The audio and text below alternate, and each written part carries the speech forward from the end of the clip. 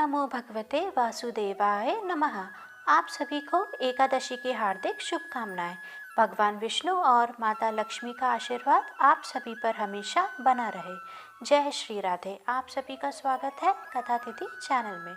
धार्मिक और पौराणिक मान्यताओं के अनुसार माना जाता है कि उत्पन्ना एकादशी पर माता एकादशी का जन्म हुआ था, इसलिए इस दिन माँ एकादशी की पूजा करना शुभ माना जाता है।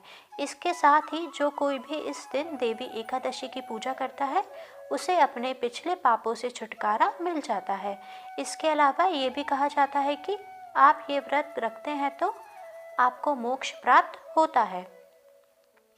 इस दिन किया गया दान 1000 गायों के दान से अधिक पुण्य फल देता है। एकादशी का व्रत भगवान विष्णु के निमित्त रखा जाता है। हर मास में 2 एकादशी आती है, एक कृष्ण पक्ष की और एक शुक्ल पक्ष की, और मास के अनुसार एकादशी व्रत का महात्म्य भी बढ़ जाता है। एकादशी का व्रत करने के लिए दशमी के दिन से व्रत के नियम लग जाते हैं जो द्वादशी तक चलते हैं। दशमी से लेकर द्वादशी तक व्रत के नियमों का पालन यदि मनुष्य नहीं करते हैं तो इससे उन्हें व्रत का पूरा पुण्य लाभ नहीं मिलता। मार्गशीर्ष मास के कृष्ण पक्ष की एकादशी को उत्पन्ना एकादशी का व्रत किया जाता है। एकादशी की उत्पत्ति मार्गशीर्ष माह के कृष्ण पक्ष की 11वें दिन को प्रकट हुई थी, जिसके कारण इस एकादशी का नाम उत्पन्ना एकादशी पड़ा। इसी दिन से एकादशी इस साल पंचांग के अनुसार मार्गशीर्ष माह के कृष्ण पक्ष की एकादशी तिथि 8 दिसंबर शुक्रवार को सुबह 5:06 पर और अगले दिन यानी 9 दिसंबर शनिवार को सुबह 6:30 पर समाप्त हो जाएगी। ऐसे में उदया तिथि को ध्यान में रखते हुए उत्पन्ना एकादशी का व्रत 8 दिसंबर के दिन ही रखा जाएगा। ऐसे में 8 दिसंबर को श्री हरि की पूजा का समय सुबह 7:01 से लेकर सुबह 10:54 तक का रहेगा।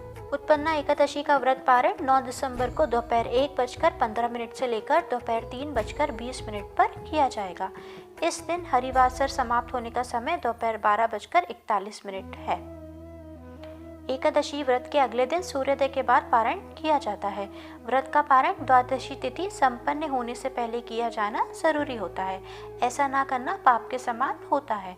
एकादशी व्रत का पारण हरिवासर के दौरान भी नहीं करना चाहिए।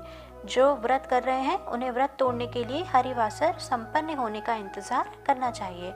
हरिवासर द्वादशी तिथि की पहली 1/4 अवधि होती है। व्रत तोड़ने का सबसे उत्तम समय प्रातःकाल होता है। व्रत करने वालों को मध्याह्न में भी व्रत तोड़ने से बचना चाहिए। यदि किसी कारण से प्रातःकाल पारण नहीं कर पा रहे हैं तो मध्याह्न के बाद पारण करना चाहिए। भगवान विष्णु को तुलसी दल प्रिय है। ऐसा कहा जाता है कि बिना तुलसी के भगवान विष्णु कोई भी भोग स्वीकार नहीं करते, इसलिए भगवान विष्णु की पूजा में आप तुलसी का प्रयोग जरूर करें। परंतु इस बात का ध्यान रखें कि एकादशी के दिन तुलसी नहीं तोड़ी जाती, इसलिए दशमी को ही सूर्यास्त से पहले तुलसी तोड़कर रख लें। एकादशी पर तुलसी जी में जल भी नहीं चढ़ाया जाता, इसलिए आप दशमी और द्वादशी को तुलसी जी में जल जरूर चढ़ाएं। आइए अब एकादशी की पूजा विधि के बारे में जान लेते हैं। सुबह जल्दी उठकर स्नान आदि से निवृत्त हो जाएं। घर के मंदिर में दीप प्रज्वलित करें। भगवान विष्णु का गंगा जल से अभिषेक करें। इसके बाद एकादशी के दिन तुलसी नहीं तोड़ी जाती, इसलिए दशमी को ही सूर्यास्त से पहले तुलसी तोड़कर रख लें। पूरे दिन उपवास रखें, भगवान की आरती करें और हो सके तो रात्रि जागरण भी करें। भगवान को भोग लगाएं। याद रखें कि भगवान विष्णु को तुलसी बेहद प्रिय है, इसलिए पूजा में तुलसी का प्रयोग जरूर करें। इस पावन दिन भगवान विष्णु के साथ ही माता लक्ष्मी की पूजा भी करें। अपने सामर्थ्य अनुसार एकादशी और द्वादशी तिथि को भोजन आदि का दान जरूर करें। अगर आपको यह वीडियो पसंद आया हो तो मेरे वीडियो को लाइक और चैनल को सब्सक्राइब जरूर करें। जय श्री